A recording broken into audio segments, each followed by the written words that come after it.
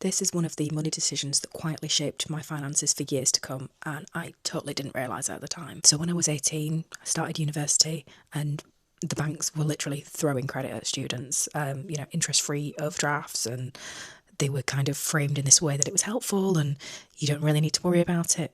Like, it just literally felt like free money.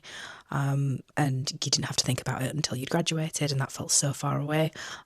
So quite honestly, like, I didn't see that as debt. Like, it didn't feel like something that was a problem for today. It felt like something that I would deal with later when I had my, amazing career. And in all honesty, my plan made sense theoretically, because in my head I thought, well, I'll graduate, then I'll do my postgrad course. So I studied law, and so you have to do like a legal practice course after that. And, so I thought I'll do that, and then I'll be in like a great, well-paying job. But then reality struck, and the recession hit in 2008, so suddenly the high paying job that I just assumed I was going to have didn't come along. But the debt didn't disappear. So not only did I have my student loan debts and credit card and overdraft debts that I'd racked up as a student, but I'd also had to borrow £10,000 to do the legal practice course. What I didn't really understand at the time was that early money decisions don't exist in isolation. So, they follow you on in life. So, for example, for years, being in an overdraft, being overdrawn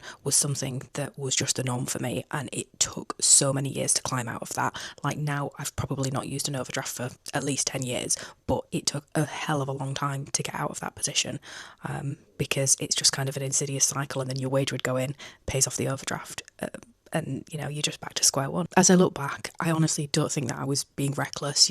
I was young, I was optimistic, I didn't sort of have parents in my life to kind of guide me and say, do this, don't do this. I just think I was making decisions at the time for a wider context of adult life that I didn't really have. And I don't think that was unique to just me. Like, a lot of my friends, especially those that were from like working class backgrounds, were making the same decisions, because we were the first generations of our family to go to university, so we didn't know anything about finances and borrowing, and the system kind of makes it feel normal to borrow. But as my daughter gets to an age where we're thinking about university in the next few years, it's really made me reflect on some of the mistakes that I made, and mindful of what I want to teach her, because I don't want her to end up in the same position and making choices that are going to follow her through her life. Not over relying on credit, and especially at times when you're young and you're a student, is definitely one of the money truths that I learned the hard way. If you want to follow along for more, I'm planning on sharing honest money lessons that I learned the hard way every Monday.